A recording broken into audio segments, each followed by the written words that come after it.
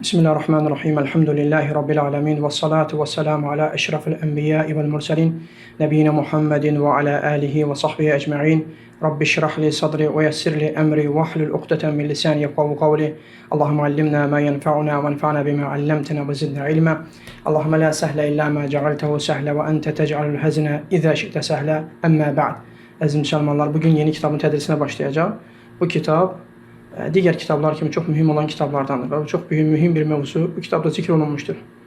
O da ki, övlad tərbiyəsi. Kitabın müəllifi Muhammed Dərviş adlı bir şeyxdir. Kitabın da adı Övladlarımı necə tərbiyə edim? Necə tərbiyə edim? Kitabın adı belədir. Şeyx burada bu mövzunu iki hissəyə bölür. Birinci 28 dənə qayda zikr edir, hansı ki o qayda övlad tərbiyəsinə yardım edən qaydalardır. Və bu tərbiyə əsnasında olan mərhələlər, bu tərbiyə neçə mərhələdən ibarətdir, hər mərhələdə ediləcək şeylər nələrdir, bu barədə danışır. Son iki qaydada isə həmin məsələlərin ilacı barəsində, müalicəsi barəsində danışır. Allah Teala'dan deyirəm ki, Allah Teala bizi eşli faydalanlardan eləsin, Allah Teala bizə əməl etməyə müvəffəq eləsin, övladlarımızı gözəl şəkildə tərbiyə etməyə Allah Teala bizi müvəffəq eləsin. Allah Subhanahu taala bizi əməlimizdə ixlaslı eləsin. Şeyx mövzuya başlamamışdan əvvəl, qaydaların şərhinə başlamamışdan əvvəl deyir ki, ey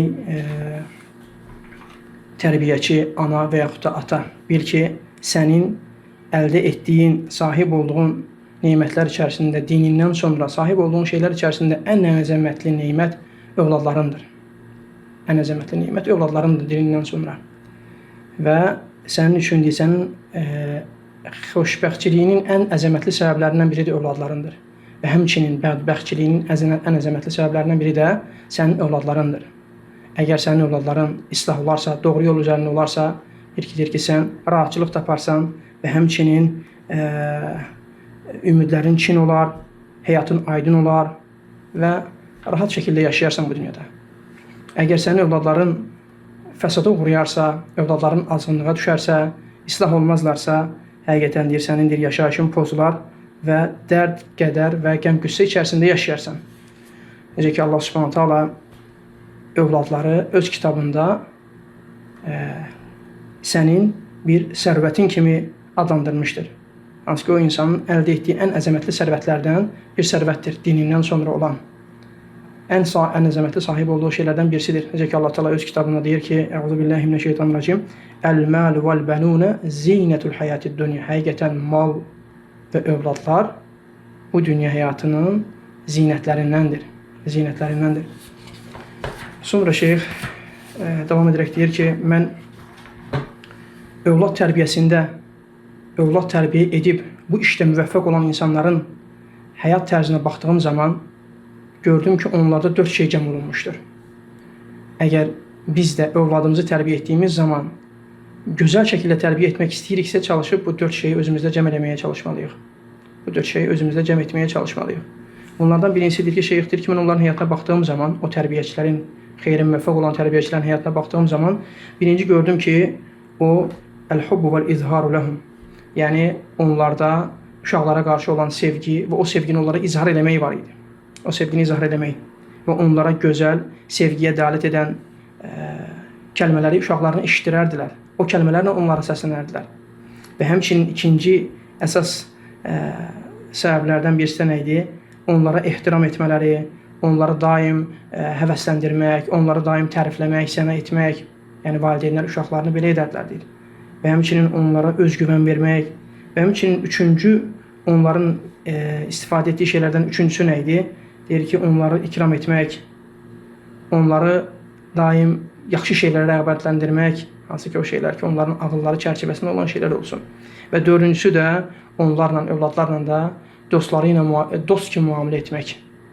Uşaqla, rəsmi insanlarla müamilə etdiyi kimi yox, öz övladları ilə sanki bir dost kimi rəftar edərdi, yumşaq rəftar edərdi. Deyir ki, mən deyir, yəni övlad tərbiyəsində uğur qazanan kimsələrin həyatına baxdığım zaman bu 4 şeyi görmüş oldum. Amma övlad tərbiyəsində xeyri müvəffəq olmayan, övlad tərbiyə edə bilməyən insanların həyatına baxdığım zaman bunlardan heç birisini tapa bilmədim, deyir. Gördüm ki, heç birisi bunların həmin insanların həyatında və tətbiqlərində yox idi. Sonra şeyx əvvəldə zikr etdiyim kimi dedim ki, kitabı iki qismə bölünür. Birinci qismi də viqayədir, qorumaq. Burada da 28 dənə qayda zikr edir. Hansı ki, o qaydalar ki, övladı qorumağa yardım edən qaydalardır. Və bu qaydaların içərisində bir çox məsələləri zikr edəcək və onun ilaclarını zikr edəcək. Və həmçinin sonunda 2 qayda da bu qorumaqdan sonra olan 2 qayda da nədir? O baş verən problemləri necə həll edə bilərik, necə müalicə edə bilərik, bu barədə danışır. İlk öncə birinci qaydanı şeyx zikr edir, deyir ki, birinci qayda odur ki, ən-nuamilə əbnəənə həsbə mərhələtihim əl-umriyyə.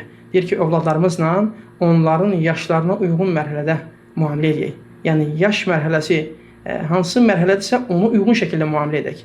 Necə ki, deyir ki, məşhur olan bir hikmətli sözdə deyilir ki, 7 yaşına qədər övladınla oyna, 7-dən 14-ə qədər onları ədəbləndir və həmçinin 14-dən sonra isə onlarla yoldaşlıq elə. Çünki 14 yaşdan yuxarı sən 7 yaşa qədər olan uşaqla müamiləni onun üzərinə tətbiq etmək doğru deyil. Həmçinin də əksi.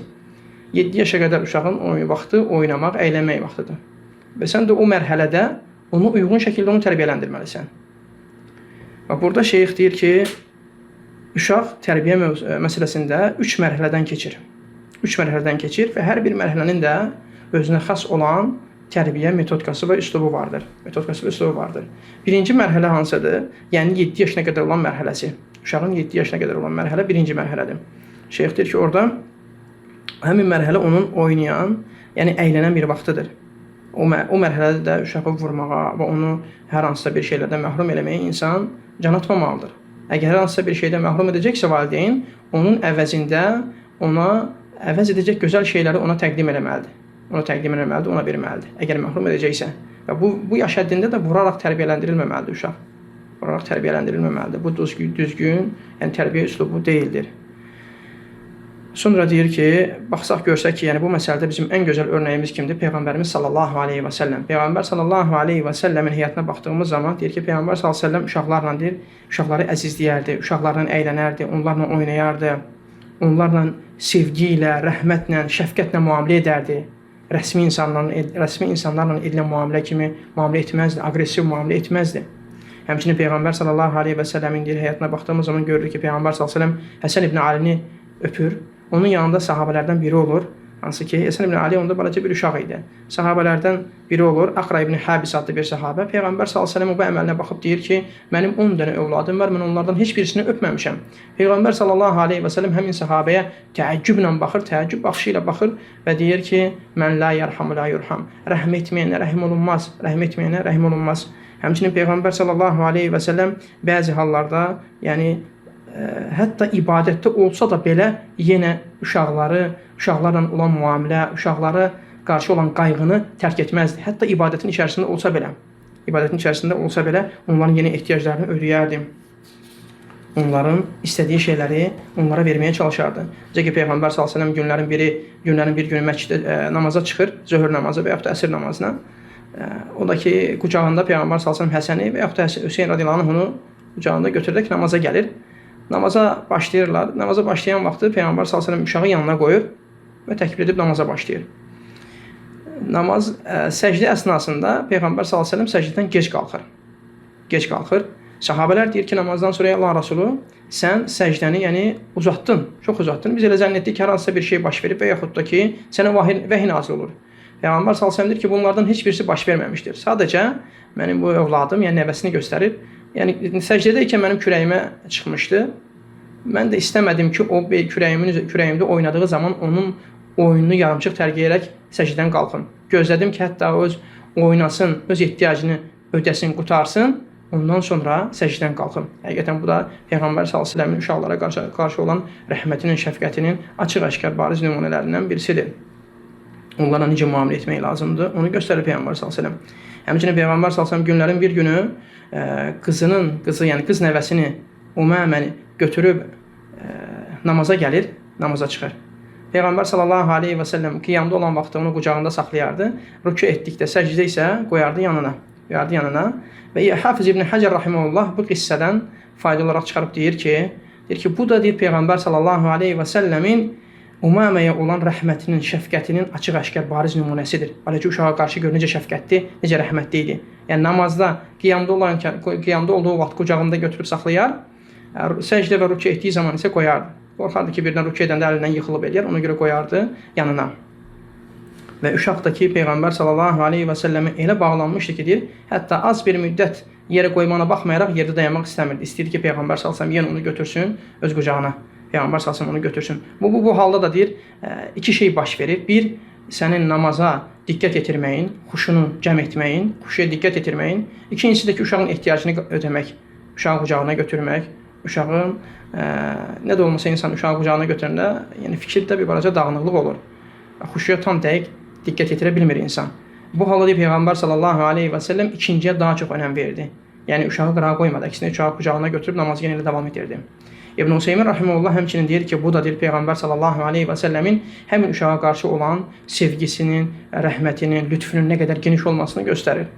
Əgər deyir, Peyğəmbər s.ə.v edə bilərdi, nə edə bilərdi?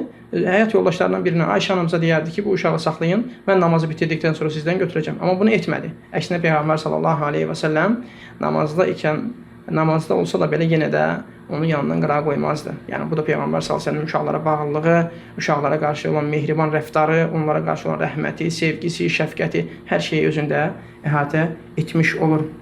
Həmçinin Peyğəmbər sallallahu aleyhi və səlləmin günlərin bir günü, Peyğəmbər sallallahu aleyhi və səlləmin günlərin bir günü xütbə verir və məscidin qapısından görür ki, Həsən və Hüseyin yıxıla dura, qaça-qaça Peyğəmbər sallallahu aleyhi və səlləmə tərəf gəlirlər, balaca uşaqlar idi. Peyğəmbər sallallahu aleyhi və səlləm dözmür. Minbərdən inərək o uşaqları qucağına götürüb qalxır minbərə. Sonra Allah Subhanahu taala'nın bu ayəsini oxuyur ki, İnnəmə əmvalukum və əvladukum fitnə. Həqiqətən sizin mallarınız, mal-mülkünüz, övladlarınız sizin üçün bir fitnədir. Və sonra deyir ki, gördüm ki, bu iki uşaq yıxıla dura, qaça-qaça gəlir, dözə bilmədim, deyir. Və bu da Peyğəmbər s.ə.v hətta ən əzəmətli ibadətin içərisində olsa da belə, namaz kimi ibadətdə yenə də uşaqları qırağa etməzdi. Yəni, xütbədə olsa da belə, Allah Taala'nın dinini çatdırmağına baxmayaraq, yenə də bu halda düşüb uşaqlara vaxt ayırmaq onun üçün mane deyildi. Xütbə və yaxud da namaz. Düşüb uşaqları götürüb, tezənə minbərə qalxıb xütbəsinə davam edərdi. Bu da Peyğəmbər s.ə.v-in uşaqlara qarşı necə gözəl müamilə etməsinin açıq-aşkar dəllidir. Ona görə deyir ki, şeyx burada zikr edir ki, burada deyir, hər bir ata və anaya, yəni övlad tərbiyə edən ata və anaya onların, yəni övladları ilə münasibətinə yenidən baxması üçün açıq bir mesaj vardır. Burada açıq bir mesaj vardır, hansı ki, onlar övladları ilə olan müamilədə bu şeyə diqqət yetirsinlər. Əgər deyir, onlar Peyğəmbər sallallahu aleyhi və səlləmin yolunu gedənlərdirsə və onu sevənlərdirsə, əgər ona iman edib, ona tabi olan kimsələrdirsə, ona təzim edən kimsələrdirsə, Peyğəmbər sallallahu aleyhi və səlləmin yolu ilə getsinlər bu məsələdə. Peyğəmbər sallallahu aleyhi və səlləmi özlərini nümunə götürsünlər. Necə ki, Allah Subhanahu öz kitabında deyir ki, "Qul in kuntum tuhibbunallah." Deyə əgər siz Allahı sevirsinizsə, "Fəttəbi'uni." Mənim arxamca gəlin. Yəni Peyğəmbər sallallahu aleyhi və səlləmin arxasınca gəlin. "Yuhibbukumullah." Allah da sizi sevəcək. Və yaghfir lakum zunubakum. Allah da sizi sevəcək və günahlarınızı bağışlayacaq. Vallahu gafurur rahim. Həqiqətən Allah Subhanahu taala bağışlayandır və rəhm edəndir. Və həmçindir ki, bu yaşda 7 yaşa qədər olan müddətdə onlarla oynamaq uşaqları insanın özünə sevdirtdirir. Yəni valideynin uşaqlarla bu yaşda oynaması, onlar üçün vaxt ayırması həmin övladların valideynə qarşı olan sevgisini artırır, rəğbətini artırır. Onlara qarşı, valideynlərinə qarşı müamiləsinin dəyişməsinə çox kömək edir. Ondan sonra şeyx davam edərək deyir ki, xüsusən də deyir, uşaq bu yaşda, bu 7 yaşa qədər olan mərhələ, 3 yaşdan xüsusən 7 yaşa qədər olan mərhələdə oynamağı sevir. İstəyir ki, bir kimsə onunla oynasın, onu güldürsün, onunla əylənsin. Özü üçün bir dost axtarır. Ona görə deyir ki, yəni insan çalışmalıdır ki, bu fürsətdən istifadə eləsin və övladını gözəl şəkildə tərbiyə eləməyə çalışsın. Necə gözəl, necə xoş o tərbiyəçinin, o valideynin halına ki, bu vaxtında, yəni 7 yaşa qədər olan müddətdə uşağına vaxt ayırır, onunla əylənir, onu gözəl şəkildə belə tərbiyə edir, onu özünə qarşı gözəl şəkildə sevdirir. Necə xoşdur onun halına.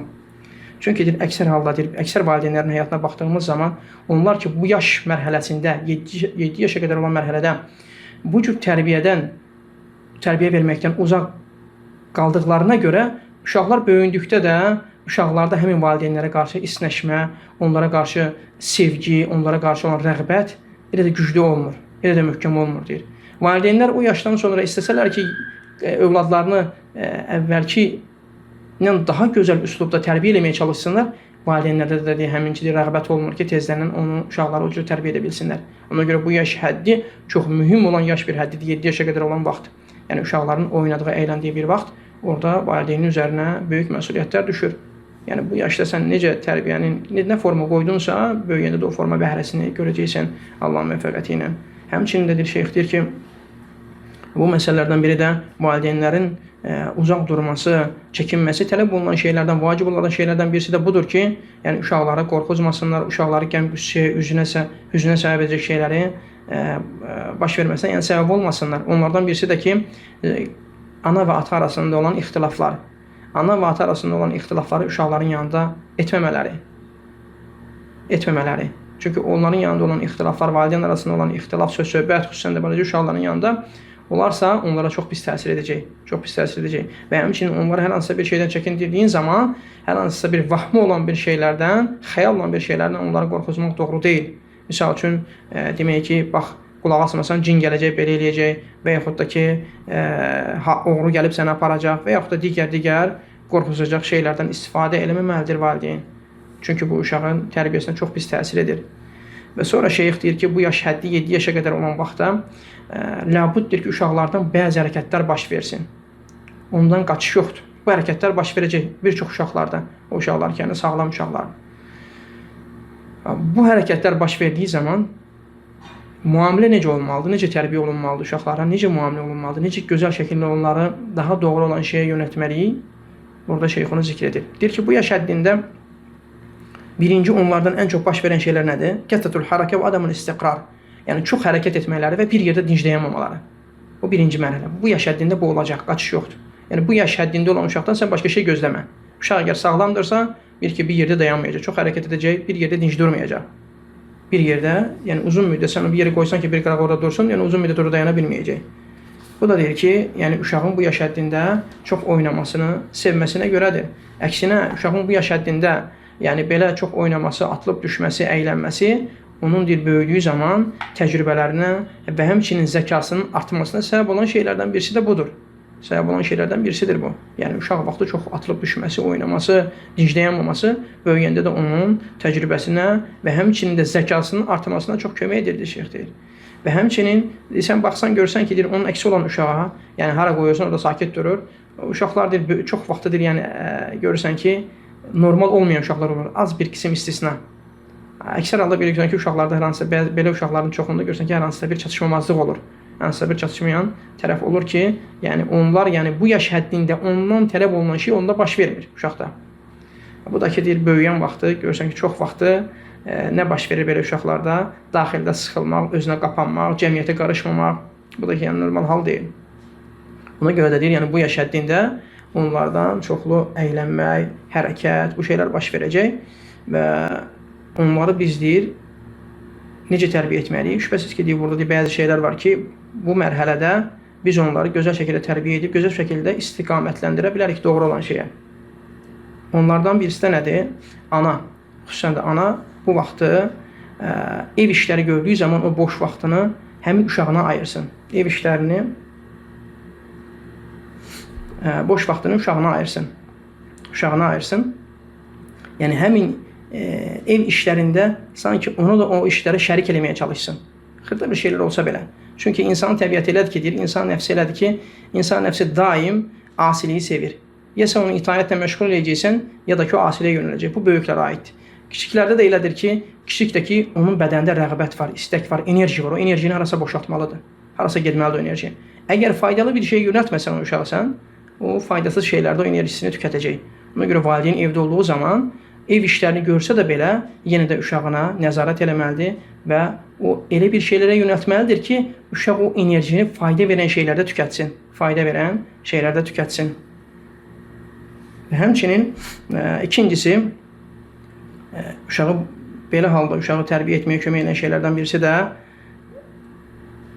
yəni qohum əqrabanları ziyarət etmək, dost tanışı ziyarət etmək, qonşuları ziyarət etmək, onların uşaqları ilə uşaq oynasın, onlardan faydalansın, əylənsin, enerjisini, yəni əməli salih uşaqların yanında tükətməyə çalışsın. Şübhəsiz ki, burada da insan getdiyi yerdə seçməlidir, baxmalıdır, görməlidir. Yəni getdiyi ailə də şübhəsiz ki, doğru düzgün tərbiyə verən bir ailə olsun. əksinə uşaq faydalansın deyə qonşuya gedib və yaxud da qovum-əqrəbaya hansısa bir qardaşın evinə gedib uşaq qaydanda söyüş öyrənib qayıdacaqsa və yaxud da tərbiyəsizlik öyrənib qayıdacaqsa, əlbəttə ki, bu islahdan daha çox fəsada qapı açacaq. Ona görə də bu şeydə diqqət yetirmək lazımdır. Və həmçinin kömək edici səbəblərdən birisi də bu çox hərəkət edib dincləyən uşaqları tərbiyələndirməyə kömək edən şeylərdən birisi də nədir? Onları, yəni parka və yaxud da əylənəcəyi yerlərə çıxarmaq. Heç olmasa həftədə bir dəfə də olsa belə buralara çıxarmaq və həmçinin onları, hansı ki, öndə zikr ediləsi şey idi, unutdum. Onları bu kiçik yaşından Quran halaqalarına, Quran əzbərlərindən yerlərə qeyd etdirmək, yazdırmaq, Quran əzbərlətdirmək, hədis əzbərlətdirmək, hətta o özlərində olan o naşatı, həvəsi, o enerjini fayda verən şeylərdə tükətsinlər. Və həmçinin bu yaş həddində uşaqlardan birinci dedik ki, ən çox baş verən şey kəsrətül hərəkət, çox hərəkət etmələri və bir yerdə dincləyəməmələri. Və burada da şeyx bir neçə şeyi zikr etdi, necə biz onlarla müamilə etməliyik. İkinci, ən çox bu yaş həddində baş verən şey nədir? Onların təqlid etməsi, şiddətli təqlid etməsi, gördüyü hər kimsəni təqlid etməyə çalışmaları, eşitdiyi hər bir şeyi təkrar etməyə çalışmaları. Bu da xüsusən də uşaq deyir, baxırsan, görürsən ki, valideynlərini daha çox təqlid edir və yaxud da müəllimlərini daha çox təqlid edir. İstəyir yaxşı məsələlərdə olsun, istəyir pis məsələlərdə. Əgər valideyn gözəl şeylər edirsə, görürsən ki, övlad da onu təqlid edir. O gözəl şeyləri o da yetirməyə çalışır, yerinə yetirməyə çalışır. Misal üçün görür ki, valideyn namaz qılır, gəlir, heç nə anlamasa da bölündə yanında durub əyilib qalxır. Görsə ki, valideyni sigaret çəkir, görürsən ki, o da ki, ya qələm qağzına qoyub atası kimi sigaret çəkməyə təqlid edir və yaxud da ona oxşar şeylər. Ona görə uşaq bu yaş həddində şiddətli şəkildə təqlid edir. Şiddətli şəkildə başqasını təqlid edir. İstəyir yaxşı məsələlərdə, istəyir pis məsələlərdə.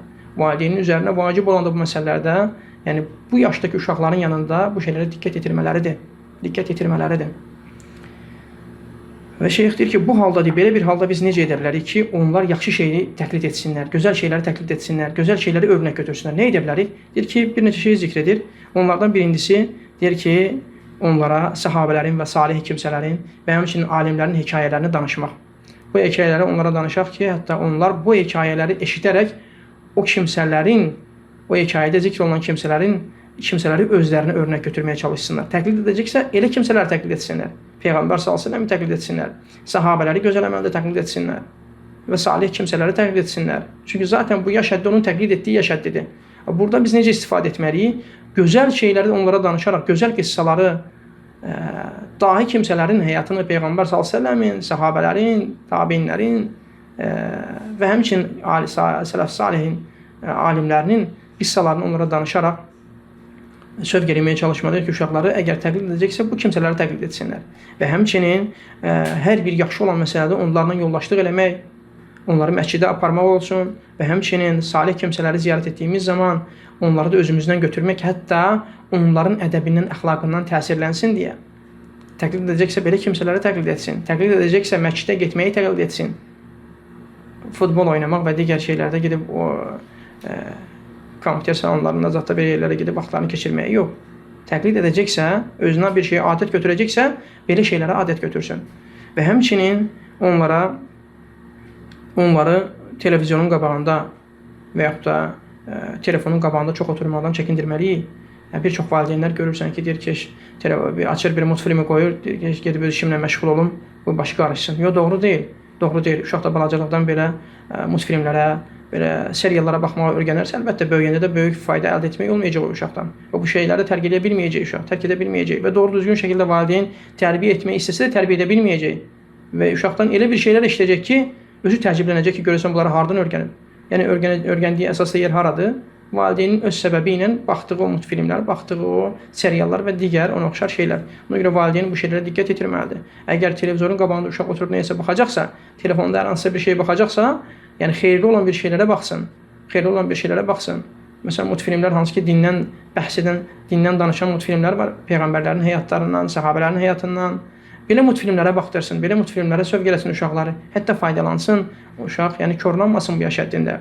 Həmçinin bu yaş həddində, bu təqliddə xeyrə yönəltməkdə səbəb olan səbəblərdən birisi də onlara nə deyir? Deyir ki, İslami kasetlər və yaxud da ki, videoları, kasetləri vermək və yaxud da İslamdan bəhs edən videoları göstərmək və yaxud da həmçinin onlara öz ağıllarına uyğun, yəni bu qayda da yəni əvvəlki zikr etdiyimiz qaydalara uyğun bir qaydadır.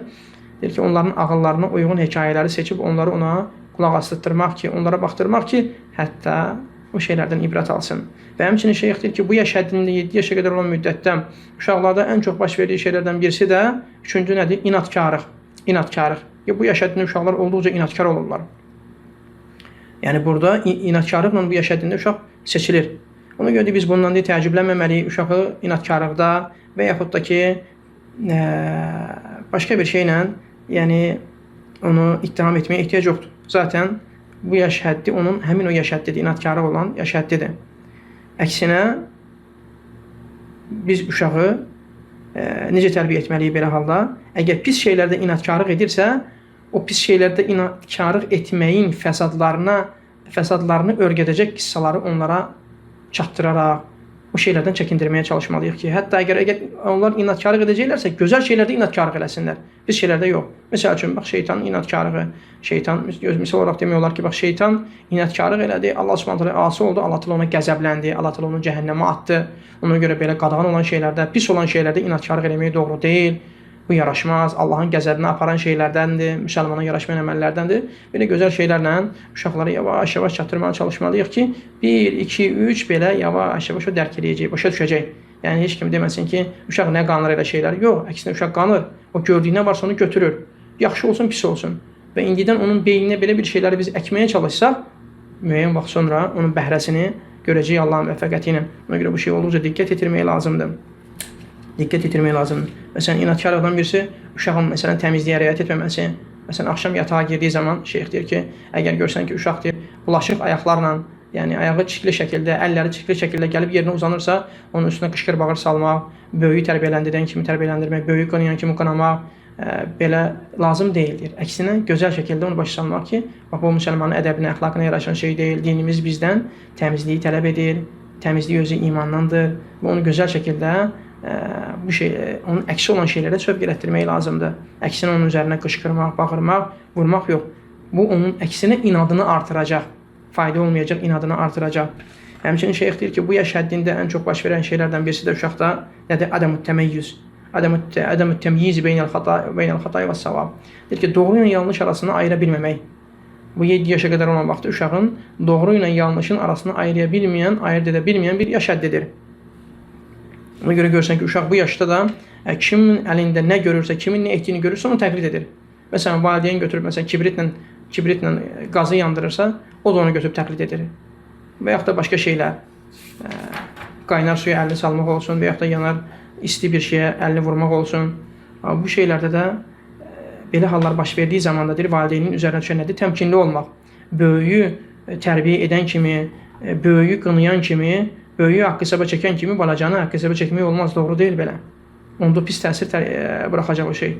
Belə etmək olmaz deyir. Əksinə, bilmək lazımdır ki, uşağın ağlı hələ yetişməyib. Ona görə o nə etdiyini dərk edə bilmir. Xata ilə, doğrunu, yaxşı ilə pisi ayırt edə bilmir. Onun ağlı o dərəcəyə gəlib çatmayıb. Bu hallar baş verdiyi zamanda biz onunla o yaş həddinə, ağılına uyğun formada davranmalıyıq. Böyüklə müamilə edən kimi, böyüklə davranan kimi davranmamalıyıq. Qışqır-bağırla, vurmaqla, niyə belə edirsən, qanmırsan, sən qanmazsan, belə olub bir şeylər olmaz. Belə şeylər qətiyyən olmaz. Bu, yəni doğru düzgün tərbiyə üslublarından deyil. Əksinə, onu bilmək lazımdır ki, uşaq bir şeyi ayırt edə bilsə də digər bir şeyi ayırt edə bilmir. Yəni ağlı hələ yetişmədiyinə görə. Əksinə, üzərimizə düşən nədir? Biz onu gözəl şəkildə onun əksi olan şeylərə, yəni onun o şeylərin təhlükəli olduğunu ona gözəl şəkildə çatdırmalıyıq və çəkindirməliyik. Məsəl üçün, bıçaq və yaxud da ki, kibrit və yaxud da qaynar su. Bunları gözəl şəkildə tərbiyə edərək onlardan həmin şeylərin təhlükəli olmasını onlara öz ağıllarını başa düşəcəkləri formada çatdırmaq lazımdır. Yəni, bıçağa əl vurmayarsan deməklə iş bitmir. Və yaxud da qaynar suya əl salmayarsan deməklə iş bitmir. Kibriti ələ götürməyərsən deməklə iş bitmir. Və zaten biz eşitsə də ayıra bilmədiyinə görə tam çəkinməyəcək o şeylərdən. Amma insan götürərsə ki, bax, kibriti yandırar, kibriti yandıran zaman görsə ki, bunun təhlükəsini göstərərsə, bu təhlükəlidir, bax, yanarsa, evi yandıra bilər və yaxud da ki, insanın əlini yandıra bilər və yaxud da buna oxşar şeylərlə misal çəkərsə, misal olaraq göstərərsə, bıçağın həmçinin əl kəsməsi və bunun təhlükəsindən danışarsa, əlbəttə uşaq getdikcə o şeylərdən çəkinəcək. Biləcək ki, bunun təhlükəsi nədir və nəyə görə valideyni bu şeydən çəkindirir. Yox, təhlükəsini bilmədiyi halda bir şeydən çəkindirirsənsə uşağı, çox dəfədən fayda əldə edə bilməyəcəksən. Və həmçinin şeyx deyir ki, bu yaş mərhələlərindən birisi də, bu yaş mərhələsində baş verən şeylərdən birisi də nədir? 5-ci olaraq kəsrətul əs'ilə, çoxlu sual vermələri. Uşaq bu yaş həddində çoxlu sual verir. Çoxlu sual hər gördüyü şey barəsində, hər eşitdiyi şey barəsində, yer, zaman, məkan tanımadan ağlına gələn sualı verir. Yəni bu labüd. Belə olduğu zaman biz yəni uşağın verdiyi suallara gözəl şəkildə, təmkinlə, onların başa düşəcəyi şəkildə, ağıllarının dərk edəcəyi şəkildə cavab verməyə çalışmalıyıq.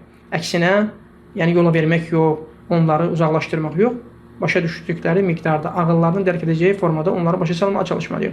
Çünki uşağın xüsusiyyətində belə bir şey var ki, əgər valideyn onun verdiyi suala cavab verməsə, o cavab verən bir kimsəni axtaracaq. Ya müəllimindən mədrəsədə öyrənəcək, ya tələbə yoldaşlarından öyrənəcək, ya oynadığı uşaqlardan onun cavabını öyrənməyə çalışacaq. Əgər verilən cavab da doğru olmazsa, xata bir cavab verilərsə onun verilən sualına, zərər verilən bir cavab eşidərsə, onun beyni elədə qalacaq. Sabah böyündüyü zaman da valideyn çalışsa ki, onun beynindən onu silib, doğrunu yerləşdirsin, onu dedə bilməyəcək, çətinlik çəkəcək. İllə mən rahimallah, yalnız Allah təala rəhm elədiyi kimsələr istisnadır. Ona görə bu yaş həddində, yəni uşaq da danışır da, hər suala cavab verən bir şey deyib belə yanaşmaq doğru deyil. Diqqət yetirmək lazımdır. Çünki 7 yaş, o yəni bu yaş həddi olduqca sürətli gedir. Sürətli ötüb keçib gedir. 7 yaş görürsən ki, bir baxıb göz qırpımında uşaq 7 yaşa çatdı, bir görürsən 14, bir görürsən 21. Sonra insana peşmançılıqdan başqa işinə qalmır. Ona görə bu 7 yaşa qədər çatan olan mərhələdə xüsusən də bu şeylərə diqqət yetirməliyik. O baş verən şeylər hər bir uşaqda baş verir. Bu doğru şəkildə, düzgün şəkildə onun ilacına tərəf yönəlməliyik ki, hətta böyüyəndə biz bunun peşmançılığını yaşamayaq və istədiyimiz salih övladı qarşımızda görə bilək. Dünyada da, axirətdə bunun əcrini əldə etmiş olaq və bəhrəsini görmüş olaq. Və həmçinin uşağın bu yaş həddində onda olan əlamətlərindən birisi də nədir? Deyir ki, iti şəkildə onun yaddaşının olması. 7 yaşa qədər olan vaxtda uşağın yaddaşı olduqca iti olur, çox güclü olur. Yəni gördüyü hər bir şeyi əzbərləməyə çalışır, eşitdiyi hər bir şeyi əzbərləməyə çalışır. Biz də çalışmalıyıq ki, onun o saf olan, təmiz olan, pak olan o yaddaşından, heç bir şeylə korlanmayan yaddaşından gözəl şeylərdə istifadə edək. O da nədir? Valideyn bu vaxtda çalışmalıdır ki, uşağını Quran əzbərinə, hədis əzbərləməyə, zikirləri əzbərləməyə, duaları əzbərləməyə yönəltsin ki, beyni belə faydalı şeylərlə də olsun. Uşağın bu yaş vaxtında olan, bu yaş həddində onun beyni yəni fayda verən şeylərlə də olsun. Multfilmlərlə, boş-boş oyunlarla, boş-boş əyləncələrlə yox, yəni belə fayda verən şeylərlə də olsun. Bu şeyə olduqca diqqət yetirmək lazımdır. Ona görə görsən ki, əksər valideynlər şikayət edir ki, övladımın 15 yaşı var, 20 yaşı var, onu Quran əzbərlətə bilmirəm, dualar əzbərlətə bilmirəm, səhər axşam zikirlərini bilmir. Səbəb də nədir? Səbəb də ki, lazım olan vaxtı, lazım olan tərbiyəni verməməkdir. O da onun səbəbidir ki, böyüyəndə də valideynin sözünə qulaq asmır uşaq. Lazım olan vaxt, yəni birinci mərhələdə, 7 yaşa qədər olan mərhələdə doğru düzgün şəkildə tərbiyəsi ilə məşğul olsaydı valideyn və böyüyəndə də bəhrəsini görərdi. Görürsən ki, ən çox vaxtı belə hallarda, bu yaş həddində səhlənkarlıq göstərən valideynlər 2-ci mərhələ və 3-cü mərhələdə övladı tərbiyə edə bilmədiklərinə görə şikayət edirlər və zərərini görürlər. Allah Subhanahu taala hər birimizi islah eləsin, hər birimizin valideyn övladlarını islah eləsin. Və həmçinin şeyx deyir ki, bu yaş həddində baş verən şeylərdən birisi də onların hubbut təşci', yəni təşviq olunmağı, həvəsləndirilməyi sevmələri. Uşaq istəyir ki, onu kimsə nəyəsə təşviq eləsin, həvəsləndirsin. Bu yaş həddi bu həmin yaş həddidir. 7 yaşa qədər olan vaxtında bu şey baş verir ondan. Ona görə də valideyn çalışmalıdır ki, onun o həvəsini nəyə tərəf yönəltsin? Fayda verən şeylərə, gözəl olan şeylərə. Onlara sahabələrin, tabeinlərin, Peyğəmbər sallallahu aleyhi və sələmin həyatı olsun, sahabələrin, tabeinlərin, sələf-i salihin həyatını oxuyaraq, onlar barəsində danışan dini dərslərə qulaq asdıraraq uşağın həvəsini onların etdiyi şeyə tərəf yönəltmək lazımdır. Onlar necə axirət əməlləri üçün çalışan idi, həvəskar idi, onlar necə salih əməllərə yönələrdi, zikirə, duaya. Yəni uşaq da bu şeylərlə təşviq olunsun. Uşağı da bu şeylərə qulaq asdıraraq, belə şeyləri öyrədərək, yəni xeyir verən şeylərə təşviq eləmək lazımdır, yönəltmək lazımdır. Və ondan sonra şeyx deyir ki, bu yaş mərhələsində baş verən şeylərdən birisi də uşaqlarda bu 8-ci əlaməti sayır. Hubbul la'b vəl marah. Deyir ki, yəni oynamağı, əylənməyi sevmələri. Uşaq bu yaş həddində oynamağı, əylənməyi sevir. Və oynamaq da, əylənmək də əvvəl zikr etdiyimiz kimi bu yaş həddində normal olan bir şeylərdəndir. Yəni normal olan bir şeylərdəndir. Əksinə uşaq nə qədər oynayarsa, nə qədər hərəkəti çox olarsa, necə ki əvvəldə zikr olundu, böyüyəndə onun zəkasının artmasına, təcrübəsinin artmasına yardım edən səbəblərdən birisi olar. Və bu vaxtda da biz onu elə bir şeylərə yönəltməliyik ki, ona fayda verən şeylər olsun. Elə bir şeylərlə oynamalıdır ki, ona fayda verən, onun zəkasını, zehnini açan şeylər olsun. O şeylərə yönəlsin. Yəni boş şeylərlə gedib nə dünyasına, nə də axirətinə fayda verməyən şeylərdə öz enerjisini tükətməsin, sərf eləməsin. Oyuncaqlar al. Oyuncaq almaq lazımdır. Uşaqları oynamağa sövq etmək və yaxud da onları əyləndirmək lazımdır. Amma oynayacaq alətlər də elə bir şey seçmək lazımdır ki, o uşağın zəkasına, təcrübəsinə artmasına yardım edən şeylər olsun. Əksinə onu korlayıb, pis günə qoyan şey yox. Telefonu əlinə verib, telefonda zay oyunları, boş oyunları oynamasına yönəltmək yox. Əksinə daha fayda verən şeylər hansı ki, o oyuncaqlar onu və yaxud da hər hansı bir şeyin qurulması, sökülməsi və yaxud da oyuncaqlar var ki, məsələn, ev qurmaq, başqa şeylərin tikilməsi, hansı ki, fiqurlardan düzəldirlər. Bu uşağın olduqca zehnini artırır, təcrübəsini artırır, zəkasını artıran şeylərdir. Beynini çalışdıran şeylərdəndir. Bu şeylərə sövq eləmək lazımdır. Oyuncaq alanda da belə şeylər almaq lazımdır. Yəni telefonu əlinə verib, götürüb oyunu oyna deyib, saatlarla telefonla uşağı tək buraxmaq doğru deyil. Və həmçinin bu yaş vaxtında, bu yaş həddində onlarda baş verən şeylərdən birisi də nədir? Hubbut tənəffüs və tənahur. Və nəyi?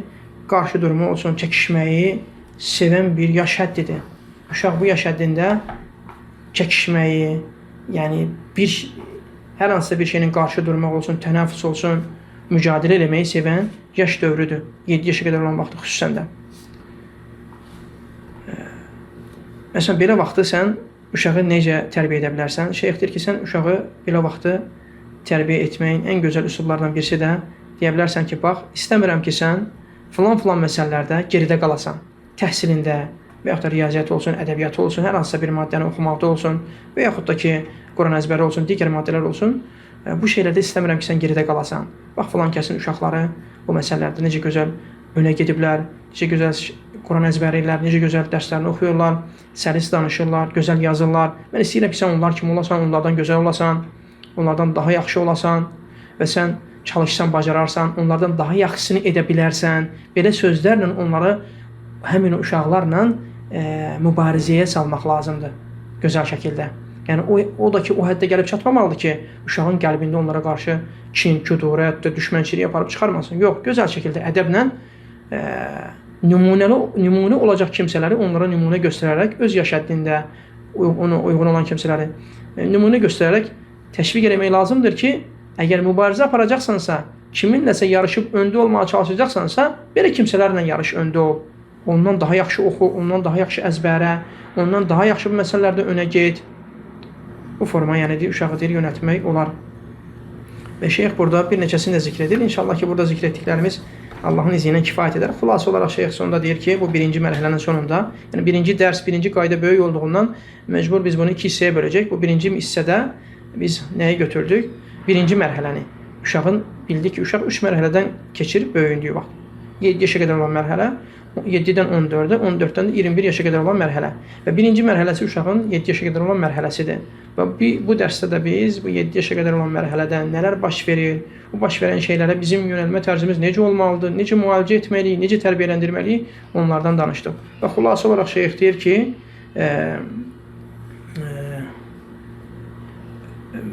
şeyx sonunda xülasə olaraq deyir ki, bilmək lazımdır ki, uşağın bəzi xüsusiyyətləri var bu yaş mərhələsində. Biz bununla qəbullanmalıyıq. Qəbullanmalıyıq bu şeylərlə. Həmçinin öndə bir neçə sifətləri saydıq ki, bu yaş həddində onlardan bu şeylər baş verir. və əksinə çalışmalıyıq ki, onları gözəl şəkildə əxlaqlandıraq və onların əksi olan gözəl şeylərə, əgər pis şeylərə vərdiş ediblərsə, gözəl şeylərə sövq etməyə çalışmalıyıq, gözəl şəkildə tərbiyə verməyə çalışmalıyıq. Yoxsa əks halda deyir, bu tərbiyə verənə gələcəkdə böyük bir zərər verməyə aparan səbəblərdən biri olar. Yəni bu yaşda biz o tərbiyəyə diqqət yetirməsək, məşğul olmasaq, böyüyəndə əlbəttə ki, bunun peşmançılığını çəkən yenə tərbiyə verən valideyn olacaq, ata və ana olacaq. Və bunlardan da bir xülas olaraq sonunda sayır ki, birincisi, uşaqların bu yaşda ən çox baş verdiyi şey onlardan inadkarlıqdır. Uşaqları inadkarlıqda, yəni hər yeri dağıtmaqda, tökməkdə, yaramazlıq etməkdə, ittiham etmək doğru deyil. Necə ki, əvvəl zikr etdik, doğru deyil. Və gözəl şəkildə onun əksini başa salaraq tərbiyə etmək lazımdır. Böyüyü tərbiyə edən kimi tərbiyə etmək yox, ağılının dərk edəcəyi formada onu tərbiyə etmək lazımdır. Və həmçinin onlara nümunə olacaq, bu yaş həddində onlara nümunə olacaq kimsələrə diqqət yetirmək lazımdır. O kimsələr ki, o yaş həddində onlara nümunə olacaq, onların qıssalarından, onların həyatlarından onlara danışmaq ki, hətta onları özünə nümunə götürsün. Pis dost tanışı, pis yoldaşı özünə nümunə götürüb, onların etdiyi hərəkətləri etməsin, onlar kimi ağızları korlanmasın, əməlləri korlanmasın, qəlbləri korlanmasın. Bu şeylərə diqqət yetirmək lazımdır. Və həmçinin deyir ki, uşaqlara zərər verən şeylər, hansı ki, qaynar su olsun, bıçaq olsun, od olsun, o şeylər ki, uşaqlara zərər verir, o şeyləri uşaqdan uzaq tutmaq və onların təhlükəsini, onların başa düşdüyü formada onlara çatdırmağa çalışmalıyıq. Və həmçinin sonunda deyir ki, diqqət yetirəcəyimiz şeylərdən birisi də uşağa bu yaş vaxtı onların Quran əzbərlənməsi və həmçinin hədis, dualar, zikirləri əzbərlənməsinə diqqət yetirməliyik, Quran halaqalarına, uşaqları yazdırmaq, kənddə Quran əzbərləsinlər, təcvidi öyrənsinlər, Quran oxumağı öyrənsinlər, hədis əzbərləsinlər. Bu şeyə valideyn diqqət yetirməlidir bu yaş həddində. Və həmçinin diqqət ediləcək şeylərdən birisi də onları əvvəl də bu qaydanı zikr etmişdik. Yəni deyir ki, salih bir kimsələrə bağlamaq. Salih bir kimsələrə bağlamaq. Peyğəmbər sallallahu aleyhi və səlləmin həyatından ona danışaraq, Peyğəmbər sallallahu aleyhi və səlləm kimi olmağa təşviq etmək lazımdır uşağı. Sahabələr kimi olmağa təşviq etmək lazımdır. Onlar kimi həris olmaq, axirətə həris olmaq və xeyir işlərə həris olmağa təşviq etmək lazımdır uşağı. Və həmçinin diqqət yetirəcəyimiz şeylərdən birisi də deyir ki, uşağa fayda verəcək oyuncaq aldığın zamanda uşağa fayda verəcək oyuncaqlar almaq. Uşağı yəni oyuncaqsız qoymaq da doğru deyil. Oyuncaq alacaqsa onlara fayda verəcək şeyləri almaq. O şeylər ki, onların zəkasının artmasına, təcrübəsinin artmasına yardım edən oyuncaqlardır. Bu şeylərə diqqət yetirmək lazımdır. Və həmçinin də bu yaş həddindədir ki, uşağın cismi şəkildə böyüməsinə də diqqət yetirməliyik. Sağlam böyünsün, lazım olan vitaminlər, lazım olan qidalar və hər şey yerində etməyə çalışmalıyıq ki, hətta bu tərəfdən də hər hansısa bir kasadla, yəni çatışmamazlıqla yüzləşməsin uşaqlar. Allah bilir doğrusunu, birinci dərsimiz bura qədərdir. Allah Teala deyirəm ki, Allah Teala bizi eşitib faydalananlardan eləsin. Allah Teala bizi xeyri müvəffəq eləsin. Allah Teala bizi özümüzü islah olub və gözəl şəkildə övladlarımızı islah edən bəndələrdən eləsin. Allah Subhanahu Teala bizi Peyğəmbər sallallahu aleyhi və səlləmin həyatını qoyub, onu başa düşüb, onu yaşayan və övladlarımızı da Peyğəmbər sallallahu aleyhi və səlləmin yaşayış tərzi üzərində yaşamağa təşviq edən bəndələrdən, tərbiyə edən bəndələrdən eləsin Allah Teala bizi də. Onları da Peyğəmbər sallallahu əleyhi və səlləm sünnəsinə bağlı olan kimsələrdən eləsin. Allah Teala deyir ki, Allah Teala hər bir müsəlmanın övladını islah eləsin. Onlar fəsada düşməkdən, azğınlığa düşməkdən, dünyasına və axirətinə fayda verməyəcək şeylərə düşməkdən Allah Teala qorusun. Allah Subhanahu taala hər birimizin övladını hifz eləsin. Allah bizi xeyirə müvəffəq eləsin. Allah bilir doğrusunu. Subhanakallahumma bihamdik, əşhədu en la ilahe illə ent, estağfiruka və atubu ileyk.